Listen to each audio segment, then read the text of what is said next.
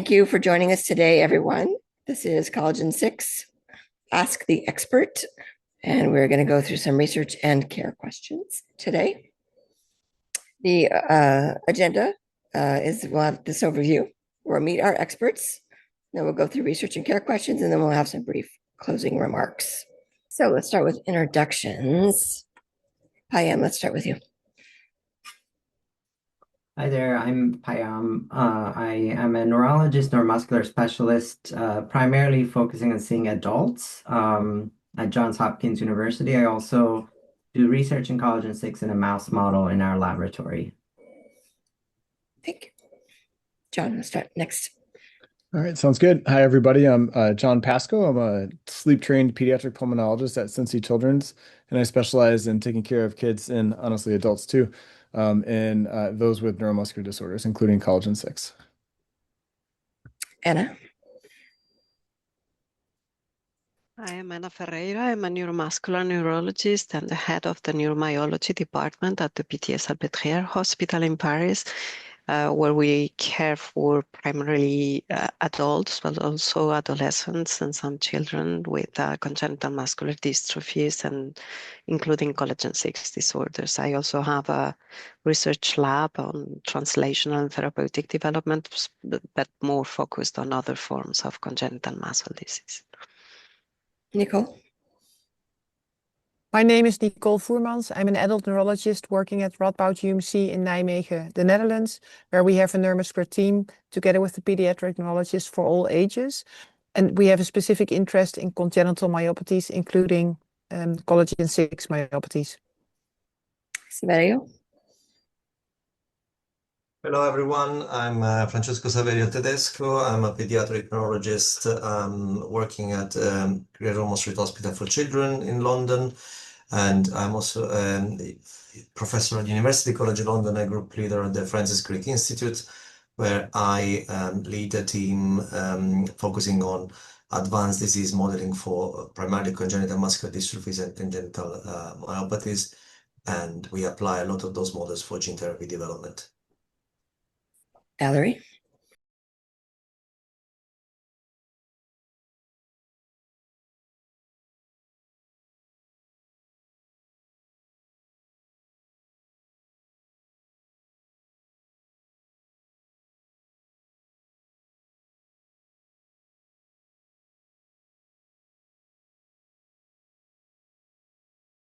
Hi, so I'm Valérie Allamand. I'm an academic scientist, a PhD. I co-lead a team at the Center of Research in Myology in Paris. And my research work has been focusing on collagen 6 related disorders and ODM related congenital muscular dystrophies for a while now, using cellular models from patients, derived from patients and a mouse model. And we're working towards therapeutic development. Brittany. Hi, my name is Britney Galos. I work in Indianapolis, Indiana at Riley Hospital for Children. I work in the outpatient pediatric department. I see an array of children, but I primarily focus on children with rare disease, specifically neuromuscular disease and scoliosis. Rose. Hi, I'm Rose Jenkins. I'm one of the dietitians at Cincinnati Children's Hospital and part of the interdisciplinary neuromuscular care team. We see both pediatric and adult patients with a variety of neuromuscular disorders, including collagen 6. Reghan. Hello, I'm Reghan Foley. I'm a pediatric neuromuscular specialist. I'm based at the National Institutes of Health, where our team maintains a strong focus on congenital muscle disease, in particular collagen 6 related dystrophies. We do a lot of clinical research. We've done clinical trials as well. I'm excited to see that 39 people are logged in. No surprise in collagen 6. Gus. Hello, I'm Gustavo Dziewczapolski. I'm the scientific director at QCMD for the past 10 years. And I'm Rachel Alvarez, Executive Director of CareCMD, and I also have collagen 6 related dystrophy. So, Gus, let's get started with our research questions. That sounds good. Cecilia. Yes. Hold on, I forgot to add Cecilia. Oh, sorry, yes. So sorry. So I'm Cecilia Jimenez Mallebrera. So I am an academic researcher, a geneticist, specializing in translational research for pediatric neuromuscular diseases. I'm head of research of the neuromuscular unit at the Pediatric Hospital in Barcelona, Sant Joan de Déu. And our group has been working on collagen 6 related dystrophies for many years now. On clinical aspects of COL6RD, but also pathophysiological mechanisms, and in recent years, the development of therapeutic strategies based on gene editing and other nucleic acid-based therapies. And thank you very much for the invitation to join in today. Thanks for joining us. Okay, Gus. Thank you. Yes, so can we start by clarifying the evolution of the current nomenclature for collagen 6RD, Bethlehem versus Ulrich, myopathy versus dystrophy? The community has some confusion in that. So one of you can maybe I'll start. Focus on that. Yeah. Yeah, so we've been involved in this question for a long time. So when I was doing my research degree in London, we looked at retrospective data, meaning looking back at patients, and we could see that patients that either never achieved the ability to walk or stopped walking by age 10 were clearly Ulrich, but it wasn't entirely clear how to define between intermediate and Bethlehem, and we had some ideas, but we actually did a better approach by combining our efforts with the team of Cecilia's colleagues there at Sant Joan de Déu in Barcelona, looking at how we can predict the future. So we chose to look at maximal motor milestones. So by age 5 years, if the child is unable to arise from the floor without assistance, meaning holding onto furniture or holding onto family members to get off the floor, that child will ultimately be a clinical phenotype of Ulrich congenital muscular dystrophy. If a child by age 5 years attains the ability to get off the floor by themselves, even using their legs is fine, a Garrow's maneuver, but get off the floor without assistance by age 5 years, probably will have a future clinical phenotype of intermediate collagen 6-related dystrophy. And if a child by age 5 years can ascend 4 stairs without holding onto the railing, that child most likely will have a future clinical phenotype of Bethlehem muscular dystrophy. It's quite a helpful tool to use. It's not perfect, but it's a very helpful way we can give parents guidance for a proactive care, particularly when it comes to respiratory proactive care. What is the difference between myopathy and dystrophy and collagen 6 specifically? Maybe I'll just take it the same one fell swoop. So we tried to pitch kind of more for formal descriptive terms. These collagen 6-related dystrophies are formally dystrophies because the muscle under the microscope has qualities that are dystrophic. So if you biopsy a patient very young and it has Bethlehem muscular dystrophy, it may look myopathic, but the same patient biopsy at an older age, which we've seen, always progresses to a dystrophic histologic pattern. So in terms of nomenclature, to be consistent, these are congenital muscular dystrophies, the collagen 6-related dystrophies. So we're now saying Bethlehem muscular dystrophy. So it's kind of more semantics, more formality, but really formally speaking, these are muscular dystrophies. Great, thank you. Let's move to the more to the bench lab. Can you give an update about the search for biomarkers for collagen 6? It's probably also me, Gustavo. It's probably also you, yeah. So I'll just update. We have some very exciting data. It's not yet published, but hopefully soon. We've done discovery biomarker analysis looking at serum from patients with collagen 6-related dystrophy, looking at microRNA and also proteomics or protein patterns in children. And there seems to be some nice initial signature in the serum for actually correlating with different ages and different stages of collagen 6-related dystrophy. And so we're hopeful that that signature might be helpful as a disease-specific or disease stage-specific signature, which we can measure off of blood and may have then a role in future therapeutic clinical trials. Anybody else has any comment about biomarkers in collagen 6? Valérie? Yeah, just quickly add that we are currently performing also proteomics from plasma So it will be really interesting to compare that with your data at some point, Reghan. And we're also moving into secretome analysis from patient-derived cells. So then I think that will also provide some nice biomarkers. Great, thank you. Cecilia, go ahead.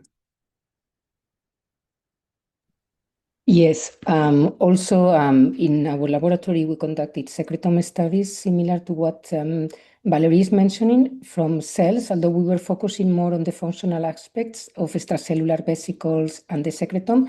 But that it will be also interesting to compare it with the results of Valérie and Reghan. So it's not in plasma or serum, it's in fibroblasts derived from patients with different mutations.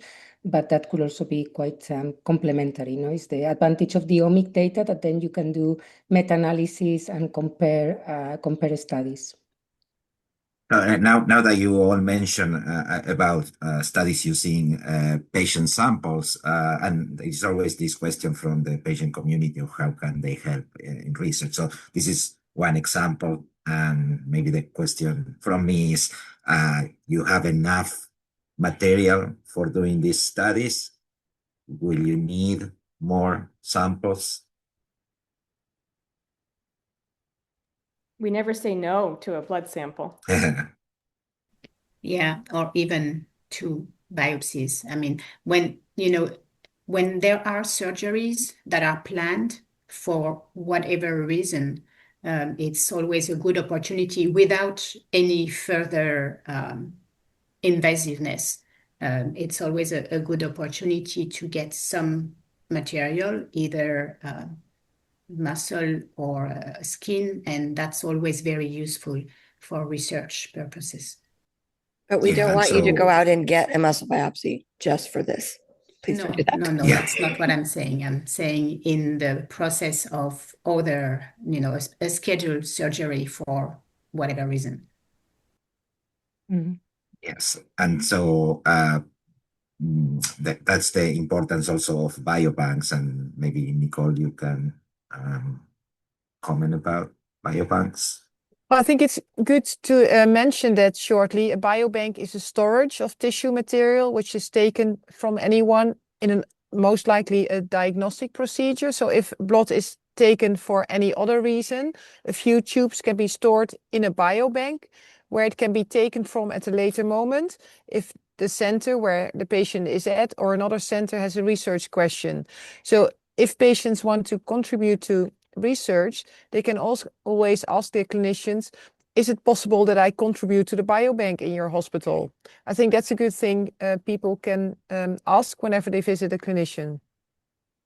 Yes, and CureCMD can help with the biobanking. We used to have a formal biobank that now has moved and is in the process of moving to a different institution, but we still have that capability. I will also, Okay, so yeah. if I may add another, for us, another a reason for the importance of samples is that there is a variability between individuals even with the same mutation. So it is very important to have as many samples as possible when you are validating any finding or you are validating the efficacy of therapies in vitro, because then you have a more realistic idea what is the variation, even in patients with the same mutation.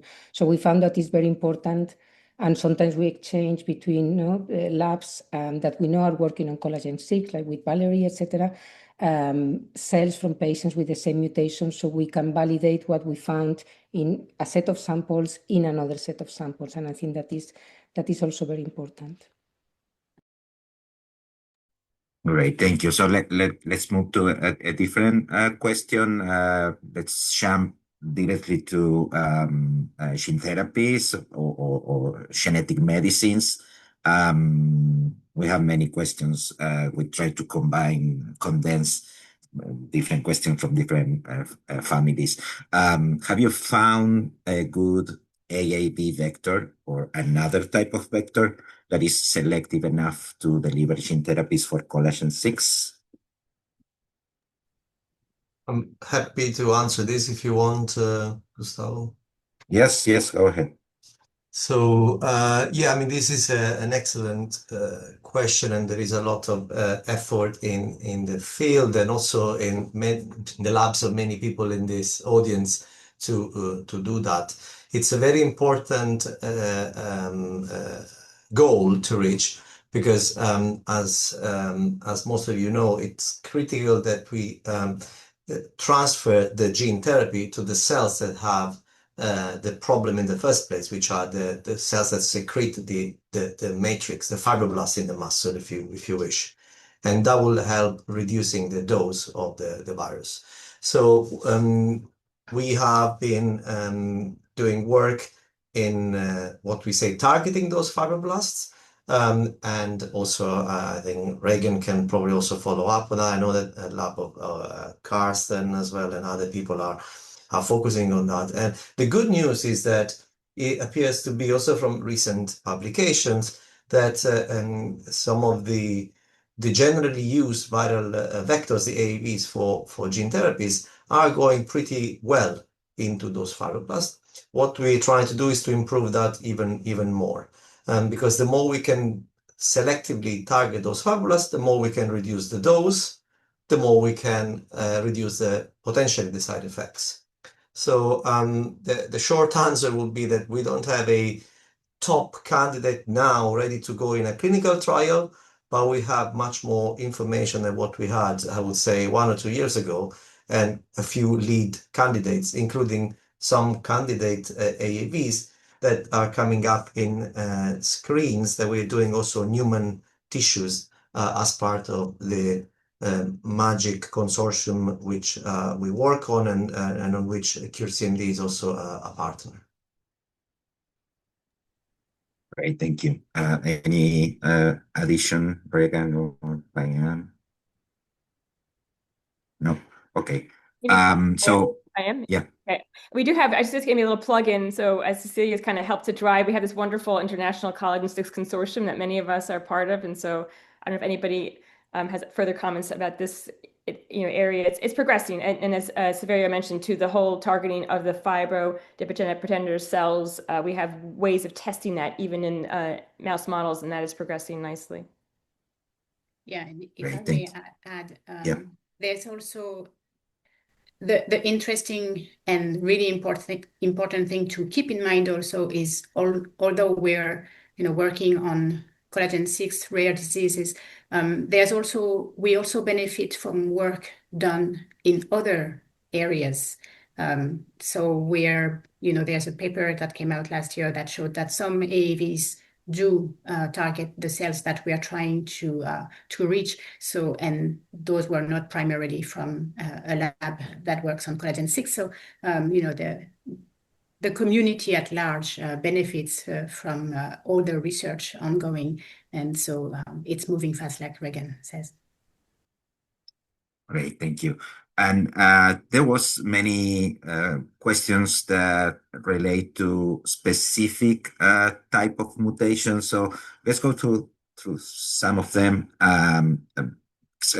People have heard about the intron 11 mutation, and that's probably one of the is more advanced in the search for the therapy for that particular mutation. Can we start there and then extend to the other mutations?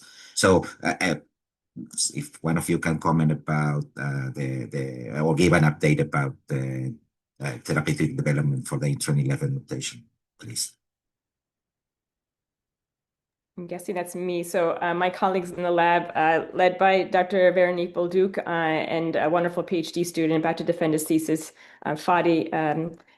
This work is now in a mouse model that has a humanized intron 11, and it's looking promising. So the intron 11 variant is complicated. It causes the inclusion of a pseudoexon, but we are able to demonstrate very nicely in cells in vitro that we're able to skip that pseudoexon and then produce a normal transcript, meaning normal collagen 6 alpha 1 transcript, which is very promising. So this work is progressing, just kind of working on some various areas that need, optimization, but it's progressing nicely. But I'm going to pass the microphone on to my colleagues who are working on beautiful therapeutic approaches for other mutational mechanisms. I cannot comment on the deep intronic mutation, but I can comment on other mutations. I don't know if Francesco Saverio wants to comment on the deep intronic. Yeah, I mean, I can just very briefly second what Reghan said, and we also have been trying to develop a system based on these new technologies called CRISPR, as many of you, I think, already in the patient community are aware of, to target this specific gene change, and the data are so far promising. We don't have a definitive answer on how much do we need to fix and correct to prevent or to ameliorate a phenotype yet, but we're getting there, and we are trying to focus on doing that directly in a human model, which will be a nice complementary approach to what also Reghan just mentioned. And back to you, Cecilia. Yes, if I may comment on other mutations. So our group is working mainly on glycine substitutions, which are these point mutations that cause a change of one amino acid, a glycine amino acid, to another amino acid that are also relatively common. And we are using both antisense oligonucleotides and also gene editing and base editors, which is, as Saverio was saying, based on the CRISPR system. And this is also progressing. The results with, for example, with CRISPR-Cas9, which is the first technology, let's say, related to CRISPR, are very robust in cell models. And now we are investigating how to translate those results in cells to an animal model that carries the equivalent mutation. And also other groups within this international consortium that Reghan was mentioning are also working in those in different glycine substitutions. So the results in vitro are promising, and we have, of course, the challenge of delivery. In our case, we are not investigating AAVs, but lipid nanoparticles, and but results are promising. And I think that maybe there is another question later on about gene editing, because there is something more general that I would like to mention, but maybe we can talk about that later. I think it's okay if you keep commenting right now, so we save some time. Because I saw that it was also an issue, that is in the community. And I think in the last year, there's been several steps, from regulators, in particular from the FDA, that indicate that they realize the potential of gene editing, CRISPR-Cas, base editors, and related systems to correct specific mutations and develop personalized therapies.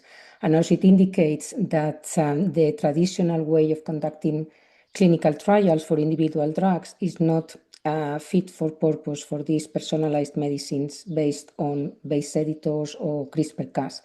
So there was, at the end of last year, the launch of a new pathway called the plausible mechanism pathway, but the FDA that tries to simplify in a responsible manner the preclinical development and the translation to the clinic of bespoke therapies with gene editors.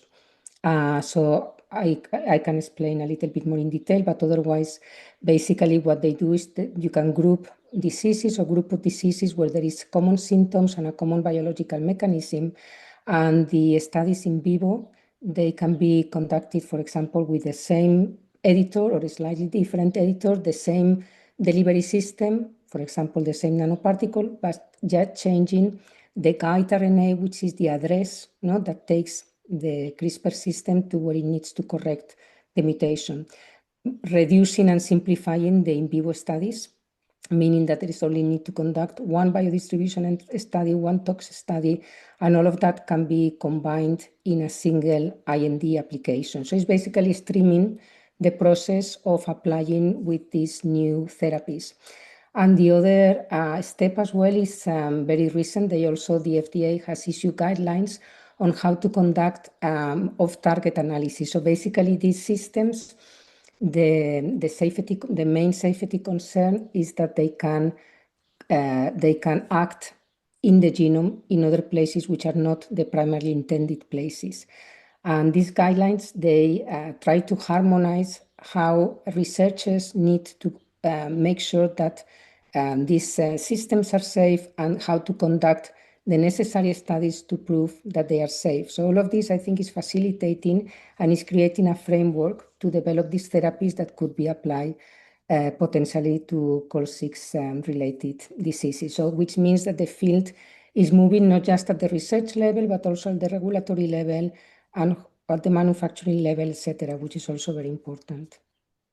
Yeah, I think it's very important specifically for collagen 6 because we have 3 different genes with many mutations in each gene. So there is not an universal gene therapy approach for all of them. So this is a very important step in the regulatory part of the equation.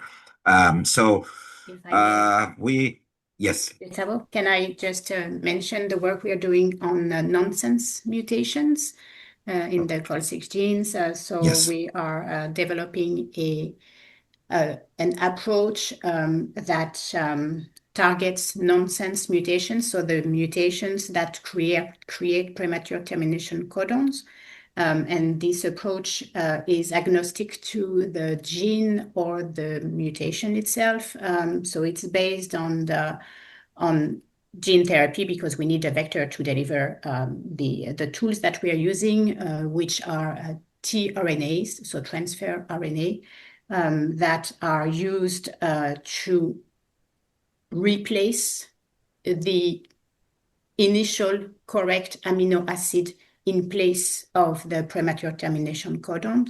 And so we're about to start modifying cell lines to express stably the tRNAs, and hopefully that will be efficient. And we're also working on some specific mutations that affect splicing. So some mutations that, for example, remove an exon, and we're working on 2 specific mutations in collagen 6A3, and we're using siRNA, so small RNAs, to degrade the allele that carries the mutation. So these mutations are heterozygous, and that is very effective. So it's the same type of approach as with the oligonucleotides. So that's also very efficient. Great, thank you. So as you see, we are talking about different type of mutations and different tools to target those mutations, to try to repair those mutations. So for the audience, I think it's very good to know that the researchers are thinking about all these different type of mutations and trying to find out specific tools to repair each of them. And that's what the field is at the moment. So let's move a little bit from gene therapies, and there is a question about stem cell therapy. Have that real potential in collagen 6 RD, and any advances in this area? I know that any of you is specifically working on this, but if one of you want to comment about it? I don't know specifically. I haven't seen recent work on this. There has been studies using different types of cells, like adipose cells that produce collagen 6 as a source of collagen 6. But as far as I'm aware, there is not very recent research being published about this. So I don't know if the others, I mean, I'm not aware of anything particularly recent, although there has been several studies not many years ago, but there is certain cells that can produce collagen 6 and could be potentially used as a source of collagen 6. But I don't think that this is where the field is advancing more at the moment. This is what I know at least. I can also add. Oh, yeah. Okay, no, go ahead. So no, I can also comment that as somebody, I mean, I've been involved in a first-in-human cell therapy clinical trial for Duchenne muscular dystrophy several years ago, and if you wish, I think collagen 6-related dystrophies are even more complex than other muscular dystrophies potentially to even theoretically treat with a cell transplantation or cell therapy approach. Because here there is the complexity that we have to essentially install in the tissue, if you imagine, in the recipient muscles, the muscle fibroblast that then will have to produce the right matrix. And plus you will have to create space for them. So remove the old matrix and the, if you wish, disease fibroblasts so that you have space for the new one. And that is extremely complex and challenging. And it's and this is why the field, to some extent, has moved also towards try to find a way, like we mentioned before with gene therapies, to target, to reach those fibroblasts that are already present in the muscle and try to correct them rather than to put new ones. And even if you are able to put new ones in, it will be great, but then you will have to find a way to take away the old ones, which is very complicated. Thank you. So Payam, you wanted to comment something? So you're trying to unmute? No. No, I was going to say actually Saverio, Okay. knowing his work in the past, I was going to suggest him comment on it. Okay. Thank you. And now that we have you, Payam, can you comment about one of part of your research focus on other pathways to tackle probably with small molecules? Yeah. Absolutely. I mean, so I think the mutation specific and the gene-directed therapies are very exciting and probably going to have, in the future, once they mature, have a large impact. But in the meantime, I think sort of trying to understand what's going wrong in the muscle when collagen 6 is not there or it's not in the right place, and whether that can give us clues on pathways that may be there to target, is important. So one of the things that we work on is just looking at a mouse model of collagen 6 that doesn't have any collagen 6 in the matrix. And then we identified, along with some human sample studies, a pathway called TGF-beta pathway to be abnormal. Now, targeting TGF-beta pathway has been a long-standing issue in muscular dystrophies in general, right? So people have attempted this using older tools like, regular medicine, small molecules that are out there. And it's been mixed. Nothing has really been beneficial enough to make it to the clinic for collagen 6 or some of the other muscular dystrophies here. But we do now have some newer tools to target these same old pathways a little bit more precisely, perhaps.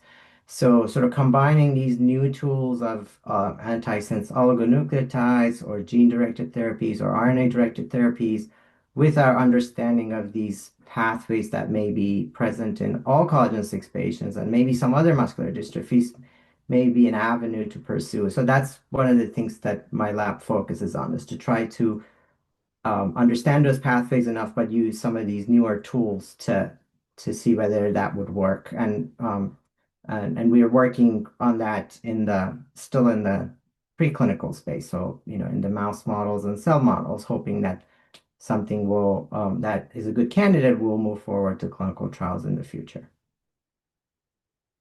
And the idea is that these will not be restrictive. These types of treatments wouldn't be restrictive to a group of patients with certain type of mutation. It would be potentially applicable to all patients with collagen 6 dystrophy, understanding that the impact of the treatment may be lower, right, than a rescue gene therapy. So lower impact, but potentially broader generalization. Valérie, you have a comment? Yeah, I just wanted to emphasize that all of this work is complementary, and like Payam said, the work he's doing and other people have been doing, trying to regulate pathways that are not functional or misfunctional in collagen 6 related dystrophies. These are the aim is to maintain the muscle in as good shape as possible. And so this is very complementary to the precision therapies that we mentioned earlier, gene therapy, oligonucleotides, siRNAs, CRISPR, etc. So they are definitely complementary, and it's really nice to have all those tools. Yeah, and and hopefully in the future we can combine some of these therapies. So you get your gene therapy and you get the pathway directed therapies, and hopefully have even a higher impact with either one alone. Yeah. Yeah, because as Saverio mentioned also, the fibrosis is important, and so you need to be able to deliver something. If it's a gene therapy, you need to be able to deliver it to the muscle. And if you have too much fibrosis, that impedes the delivery. And so complementary strategies can come first, help maintain the muscle status, and then precision medicine can come in maybe more efficiently. Thank you. I think because of the time, we have to start doing questions about care, and probably a transition question, because a few people asked the same question, was about spermidine that was mentioned in research updates as a drug that helped in mouse models. And so probably we can start. Any of you have? I know that the researchers that did that work are not here in this expert panel right now, but I don't know if any of you can comment about the use of spermidine, if it has any potential translation into clinics. Maybe I could just take that thought and arc it to megapills. So some things that are pathway directed. Spermidine is kind of more in a preclinical space, not yet ready to be translated or that I'm aware of, but just kind of make that arc to megapills. The other questions we did run at the NIH a phase 1 study for collagen 6 and LAMA2 related congenital muscular dystrophies. It was safety and pharmacokinetics. We proved the drug is safe in children between the ages of 5 and 16 years. We have a nice pharmacokinetic profile. The reason why I did not proceed to phase 2 was the sponsor of the study, Santhera, went to the FDA with some thoughts about going to phase 2, and we're told they need more data in the collagen 6 mouse models, plural, but also more data in terms of biomarkers that could potentially measure therapeutic target engagement and be able to have that as a readout. And so we are working in the background on the biomarker piece. In the meantime, as what mentioned by Payam and Valérie, a lot of these were going to be kind of adjunctive therapies like we see in the spinal muscular atrophy field, where you're going to get a gene-directed targeted therapeutic approach in combination with approaches that may be more directed towards fibrosis. So a lot's happening, a lot of movement, and a megapill is not gone forever. It may come back as adjunctive therapy, but a lot of therapies we're discussing right now probably far more, probably a far larger effect size ideally, and especially if in using combination longer term. Rachel?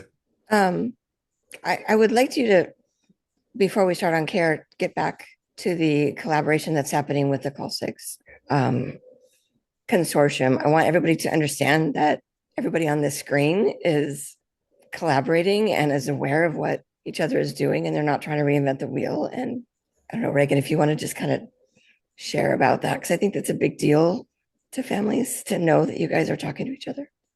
Yes, we're all friends. And there's more friends that are not even on this call today because it's a Saturday, but we meet frequently, and there's a subgroup of us that are working more on the clinical outcome measures and biomarkers, and subgroups that are working on different molecular mutational specific approaches therapeutically, but the sharing of data, the sharing of knowledge, the sharing of cells, and it's all, and combined efforts towards grant submission. It's very collaborative. So no person is an island. We're all or all one group.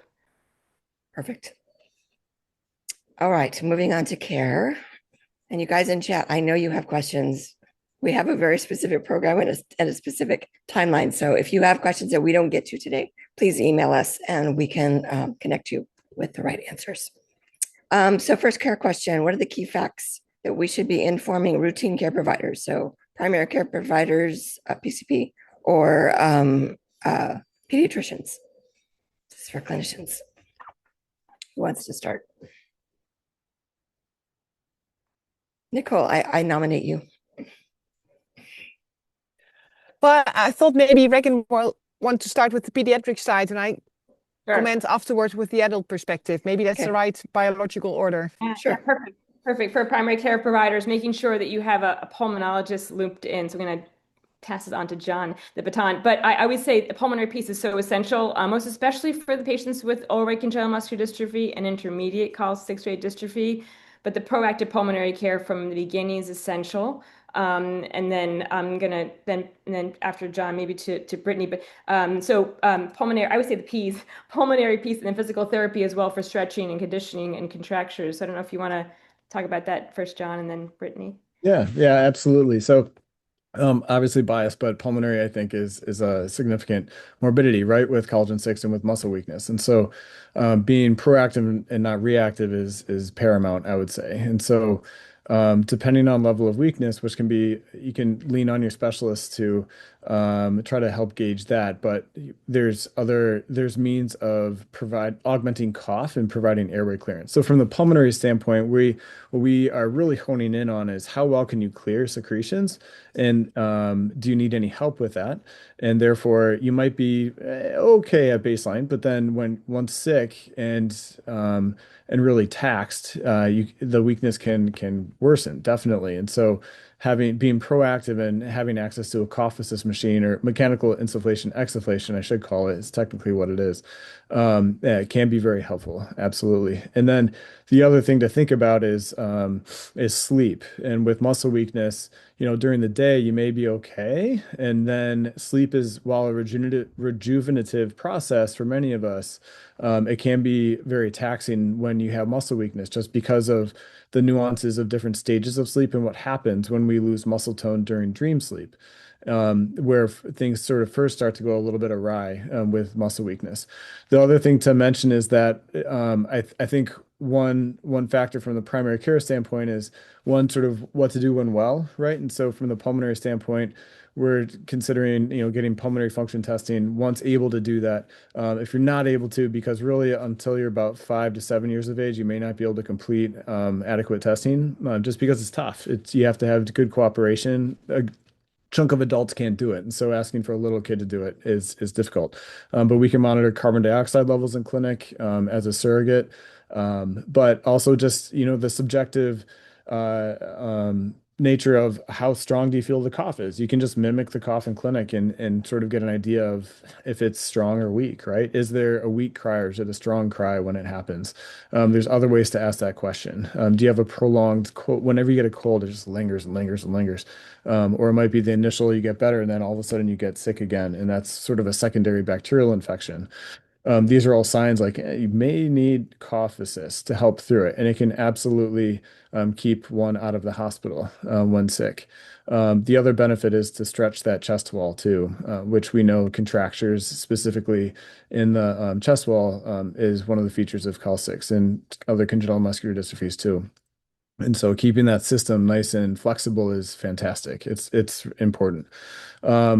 Mentioning from the sleep standpoint, so if we're having, it's tough because I guess I'm just letting it all out now. Sorry.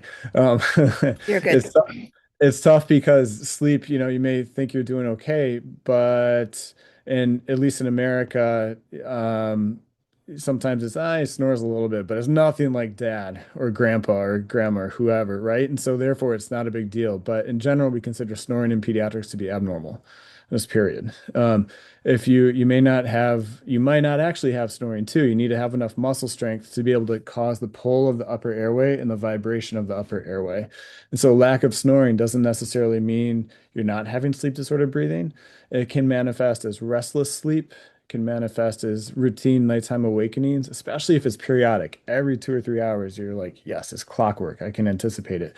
That's hitting REM sleep probably and causing the kiddo to wake up. Waking up unrested, waking up with headaches first thing is a sign of carbon dioxide retention. And so there's other things to note to be able to assess for sleep. And once on BiPAP at nighttime, and it was with Col6 CMD, it's not, we're not really talking tonsils and adenoids necessarily, unless muscle weakness is not, unless you're like Bethlehem phenotype and you're a very young child, right? And maybe there's some nuances here, but in general, like BiPAP is it, non-invasive positive pressure. That can help with airway clearance. Getting good deep breaths at night helps move secretions and reduces that airway collapse called atelectasis, which is a setup for pneumonia as an infection. And so being on routine nighttime support when indicated can absolutely be helpful. The last thing to mention too, in terms of, well, maybe the last thing, when you need to think about, so we care about clearing the airway at baseline and when sick, but also trying to ventilate and oxygenate. Ventilation, CO2 can rise with fevers, right? Your metabolic rate goes up. If you have muscle weakness, even if you don't have a cold, say it's a GI bug and you have a fever, you still may manifest as having some carbon dioxide retention. And so treating fever aggressively with Tylenol and ibuprofen sort of alternating can be really important as well. One of the unique things about Col6 is the disproportionate diaphragm weakness, which is super important to recognize. It's to the extent that even some who are ambulating with like Bethlehem may actually be hypoventilating while ambulatory. And so you need to have a degree of suspicion. The PFT, pulmonary function testing, can help sort of identify more significant diaphragm weakness, but not every lab can do that sitting and supine, sitting PFT and then lying down PFT. But in general, I would say when thinking about when should we get support, I think it's about the clinical history, having a high index of suspicion, a very low threshold for starting that mechanical insufflation, exsufflation, or manual maneuvers. It's not, that machine is not readily available everywhere. And so there's other things that can be done. And then having that very low index of suspicion for just screening for sleep. Honestly, whenever I see a patient with Col6, even if they're a bit stronger, I'm still like, no, initially, let's just see what we're working with and get them into the sleep lab if possible, or at least overnight capnography. Not every sleep lab's the same too. Adult sleep labs don't routinely monitor carbon dioxide, even though they're supposed to have the ability, but it doesn't always happen. And that is absolutely paramount in pediatrics in general, but especially in those with neuromuscular disorders. So what you're saying is, even if we're not seeing the symptoms that you indicated that might indicate that there's pulmonary function happening, decline, you really kind of should get some at least baseline numbers for pulmonary function testing to see where we're at early as possible. Yes, I would agree with that. And if one is unable to do pulmonary function testing, end-tidal capnography, which is just a nasal cannula that monitors carbon dioxide, anyone can do it. We can do it in babies. We can do it in preschoolers. That can at least give you an idea of where things are. It's not, and just because your numbers look good while awake doesn't mean that sleep may not be trouble, but it at least provides a little bit of reassurance, I would say. You can sort of track that over time. Great. Okay. Brittany, what are we telling primary care providers? Everything. Don't assume they know anything. I've found even in hospital systems where they do have dystrophy clinics or providers that are familiar with things like Duchenne's, which is a lot more common, they really aren't as familiar with collagen-based disorders. So providing those resources directly to them. I've literally copy and pasted the collagen 6 related dystrophies best practice management article by Foley and Boneman and various others. I apologize if I forget everybody's names. And linked it as a PDF and sent it to the neurology and cardiology and pulmonary teams at our hospitals. Even the CMD website information, where it lists out some common signs and symptoms and things to look for, the differences between Ulrich's and Bethlehem's. So directly providing those things to the care team and not assuming that they know. The other thing is that a lot of our pediatricians see these kids once a year, maybe twice a year, right? So even if they do know and are aware, have had a kiddo with these conditions before, they aren't seeing them enough. I mean, even the stipulations that Dr. Foley just laid out earlier about getting up and down stairs or getting up and off the floor, they don't see them long enough to be able to understand truly what these children or young adults' abilities are. So having the communications in place, encouraging your therapy team who are seeing them daily and your parents, teaching them how to be good advocates so that we can have, proper identification early. The next thing I would say is mental health counseling, which often gets left out. Chronic pain and fatigue are not a joke. They're also invisible, which makes it a lot harder to identify and understand or be taken seriously. It's often not even addressed until it becomes an issue, especially in pediatrics. So giving these kiddos the tools to understand, identify, communicate, and manage their pain and their fatigue, both physical and mental, in age-appropriate ways prior to it getting out of hand is going to be really, really beneficial, not just in managing that as its own aspect, but as in the ways that mental health relate to physical therapy, relate to mobility, relate to participation in the world and function at whole. I have so many kiddos that need, on paper, physical therapy, but they're burnt out. Right. So I can't do the things I need to do to keep them mobile and to keep them healthy from a systemic standpoint, cardiovascularly, from a physical point, contracture wise, because they don't want to come into the clinic anymore, but nobody's providing them the services that they need to deal with those tougher things. The number one complaints I get from parents are not about the disease state itself. It's the mental fatigue from the unknowns. It's the difficulty in handling perceptions from others, stares and looks in public. It's frustrations of navigating us, the medical world itself. As the kiddo themselves, and as they become an adult, especially, and they feel like they lose the support of being a pediatric patient, and then also as caregivers watching it all happen. So regardless of the actual disease or the severity, I think there's a real common concern that can be addressed with mental health supports, and being proactive is going to be helpful more than reactive, and meaningful in their day-to-day lives in a way that's going to directly affect and impact their physical health and well-being as well. And then just don't wait and see. I think a lot of our primary care providers don't understand how important it is for these kiddos to not just wait and see. They need to be proactive. We don't want to wait until a skill is lost to take action. We need to help educate families and providers how to closely monitor things like range of motion, strength, tone, contractures, things like that, so that they can make changes in their routines or their programs prior to the losses of big functions.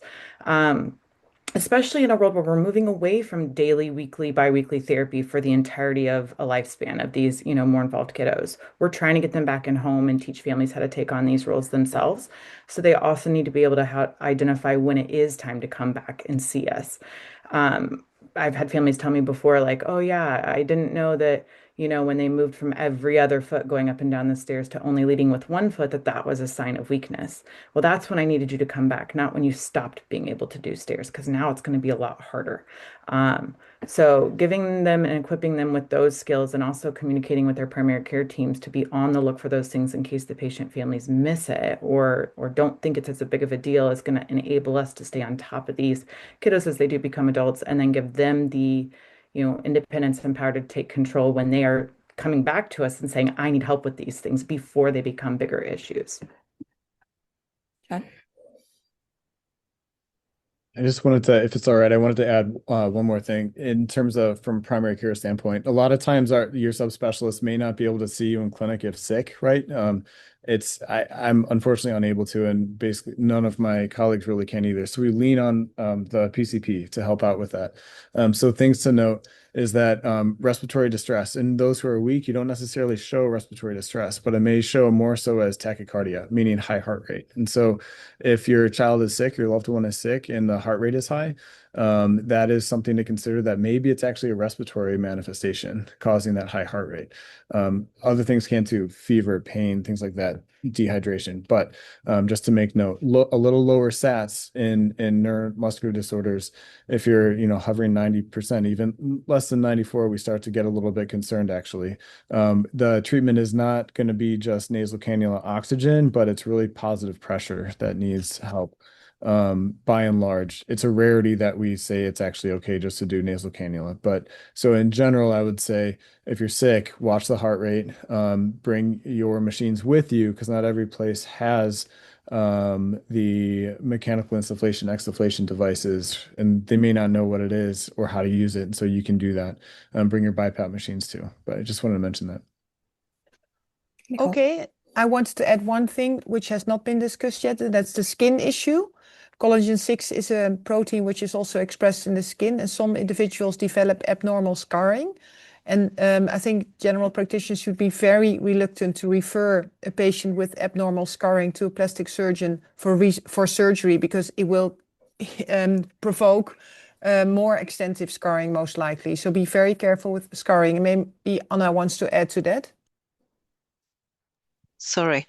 Yes, this is really an issue because some of the patients, I'm speaking also from more of the adolescent adult point of view, they have distal amyotrophy, and some of our patients are really concerned about the aesthetic impact of this and feel really shy about wearing short sleeves and request aesthetic surgery, plastic surgery, which can be done, but then of course there's the side effect of getting extensive scarring, which needs to be considered. The other thing I wanted to mention is again more from the adult point of view, that many of these patients, most of these patients, grow up into adulthood, and once the respiratory care is well established and the spinal issues, whenever there are spinal issues, scoliosis and rigidity are taken care of, they grow up to be adults that can lead full lives.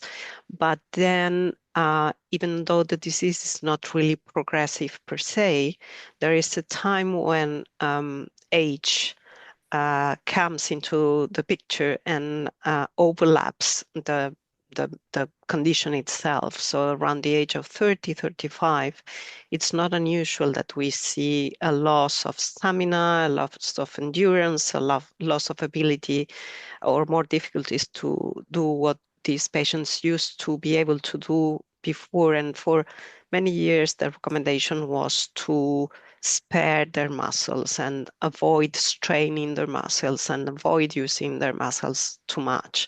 Now we know that everybody needs physical activity to keep their muscles going and in as good a shape as possible, particularly with aging. And so I think it's important to stress that adapted and proper physical activity that takes into account the boundaries that the patient itself can know are his or her own is very important to keep a function for as long as possible and to counterbalance the loss of muscle mass and function that comes naturally with aging. And to add to that, other aspects of a healthy lifestyle, which might prevent some of the comorbidities which occur in aging if people do not have a healthy lifestyle. And that's of course very general, but I always tell patients that they already have a condition, so they have to be very more careful than others because they are already limited by the condition they have and they don't need to develop additional comorbidities as a result of an unhealthy lifestyle. I just want to add specifically along the same lines, bone health in collagen 6, because it is something that it happens in all muscular dystrophies that bones will thin out, but I think there may be something specific to collagen 6 that makes that even more important. So at the very least, having a normal calcium and vitamin D in the diet in younger ages and routine surveillance in older ages, especially when making sure at least you're up to date with all the recommended health guidelines is really important.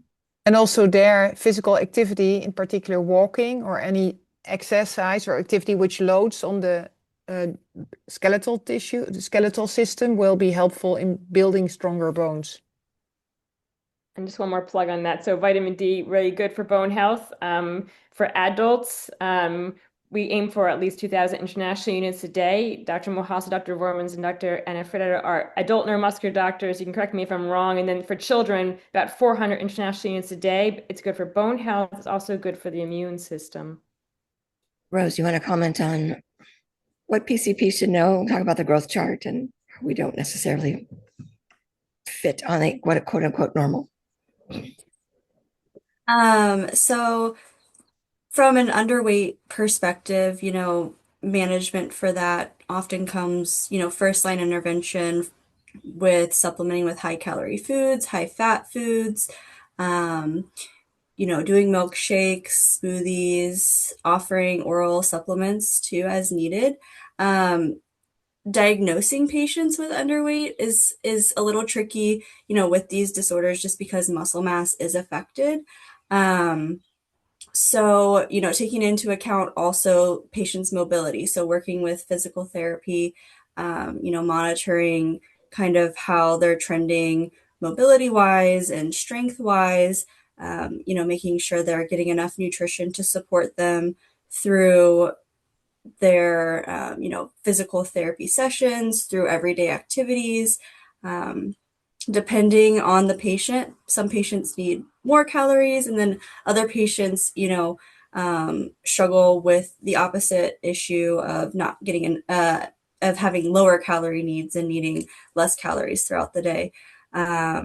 So just being aware, if we're adding too many calories, if patients aren't burning enough, then that can also affect mobility. So, general healthy eating guidelines, making sure we're emphasizing proteins, fibers in patients who struggle with weight management issues. So on the topic of nutrition, there's a lot of questions in the community about supplements like CoQ10, creatine monohydrate, anything others. What is your general sense about supplements beyond just a healthy diet? Yeah. Like we were talking about before, the dietitians at Children's, the main kind of supplements we're paying attention to are vitamin D and calcium.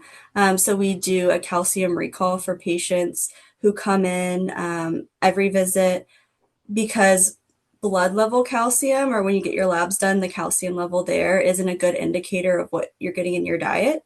If patients aren't getting enough calcium in their diet, then our bodies pull it from our bones so that our blood levels stay normal. So that's a big one we pay attention to. Our neurologists typically prescribe CoQ10.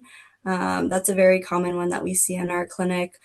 The creatine, I know there's mixed studies on that. So, I think we've tried it with some patients. I don't think that for most patients there's harm with supplementing it if you're doing it properly, but just working with your provider to get some more details about supplementing the creatine. I think if I just very short comment, most of my patients have taken it at some point or other, and there's never been any clear beneficial effect. There's no harm either in most of them, aside from gastrointestinal discomfort or diarrhea, but it doesn't really bring any clear benefits. So, Regan, anything else to say about supplements? I don't know, just kind of to kind of emphasize what I just already said, which is we don't have clear data that it's helpful. It's probably not harmful, but don't feel obligated. Different forms of coenzyme Q10, some are more easily absorbed from the gastrointestinal system. It may help with stamina, but again, no clear data on this, so don't feel obligated. I can chime in real quick just on scoliosis because I have a substantial portion of my population that's scoliosis. Vitamin D3 has been shown to reduce the progression of scoliosis. And also informing patients that it's D3, not D2, because a lot of them don't know, and a lot of times primary care doesn't distinguish the difference. 400 to 800, I believe, is what's been shown in the general pediatric population to reduce the progression. And then also echoing the calcium specifically, 600 milligrams, I believe, is what's been shown to reduce progression. So for our kiddos that are at risk or already have scoliosis, that can be a particular consideration. Okay. Let's talk about scoliosis surgery. What are kind of the decision-making questions, answers, discussion with your care team around scoliosis surgery? Can it be avoided? Does bracing help? And what is the impact from a nutritional status? What about surgery in adulthood? Let's just talk about scoliosis surgery in general. Who wants to start? Maybe I'll start because it's very much a pediatric age range. And so typically, if you're going to develop scoliosis in collagen 6-trait dystrophy, it will be evident during childhood. And surgery will occur around the ages of 11, 12, or 13 years of age for our Ulrich patients.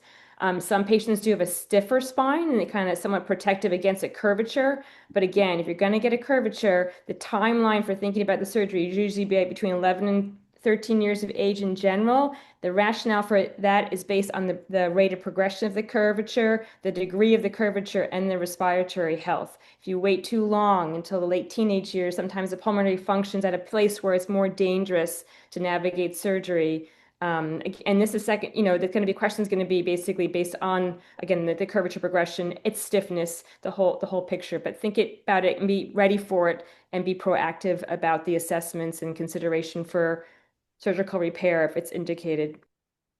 So beyond a rate of progression, is there like a point at which percentage of curvature is we need to do this sooner than later? Always a question of pain. If it's involves very rare in collagen 6 patients, but if there is pain, regardless of the curvature, if there is pain and maybe there's obliquity of the pelvis, and it's a combinatorial. I was on a phone call with John's colleague, Dr. Sanani, yesterday with a surgeon and pulmonary and neuromuscular. It's a group decision, never an isolated decision. Everyone should be involved, family, pulmonary, neuromuscular, and surgeon to analyze when and how, and also the pre, during, and post-operative care. Some of the most significant considerations are rapid progression, so suddenly increasingly rapid progression, which you'll usually see with higher growth spurts. So that's usually going to be the 2 years prior and the 2 years after the first signs of puberty. For girls, it's their first period. For boys, it's usually when their voice drops. So usually that's when you're on higher alert, which is correlative with what Dr. Foley said about the age range of 11 to 13.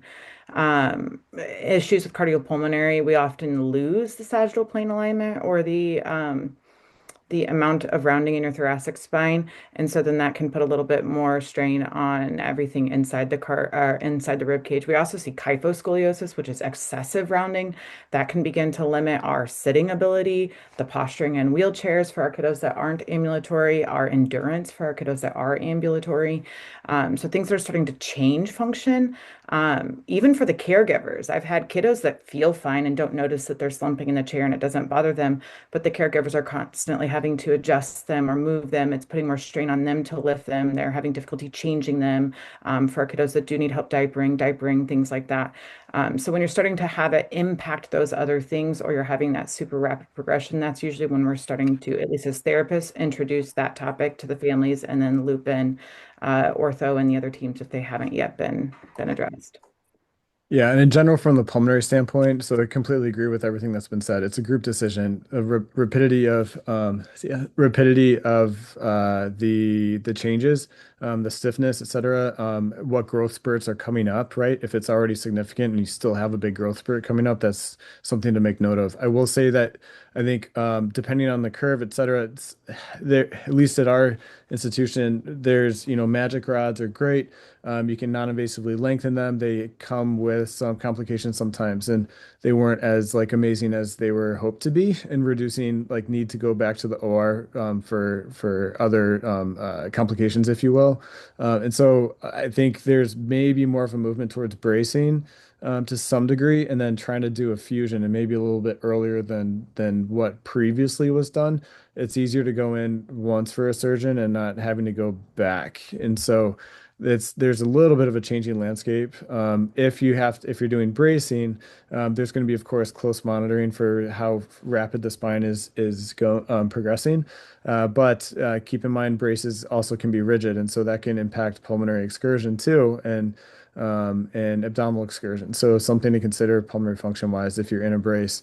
In general, with pulmonary function, we advise that you don't necessarily gain function, but it's about trying to alter the degree of decline and maybe stabilize pulmonary function.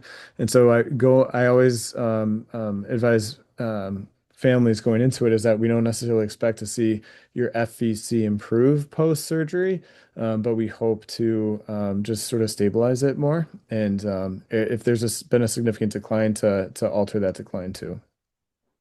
Going into surgery, pulmonary management is crucial. And so doing lots of cough assist the week before. If you're on support, you need to be extubated in the ICU to support. And we always say full invasive ventilation to full non-invasive ventilation. They shouldn't be doing like CPAP trials, anything like that on the ventilator, just extubate to full support. And we're always available. As Dr. Foley already mentioned, we do sort of side discussions, not infrequently, with other hospitals. So if there's any concerns, please reach out and we can be in touch. Reach out to me and I'll get you in touch with who you need to talk to.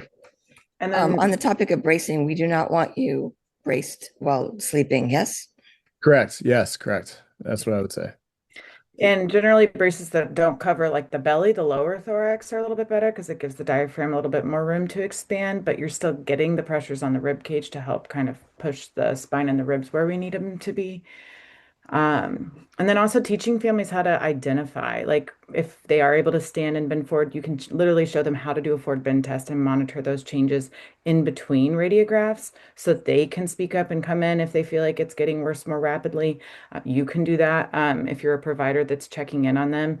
And then also using things like Schroth physical therapy, which is or any other scoliosis specific physical therapy. Traditional strengthening, stretching, mobility does not correct scoliosis or improve it. It has to be a scoliosis specific regime. However, those are usually designed for idiopathic cases. Of course, we don't have other options.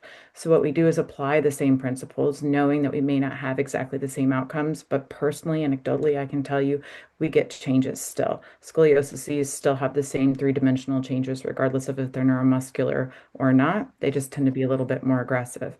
So seeking that care, if we are starting to see it occur, can sometimes also influence at least how rapidly that is changing and progressing, even if we're not able to, definitively reverse it or stop it. Okay. Any other topic comments on scoliosis?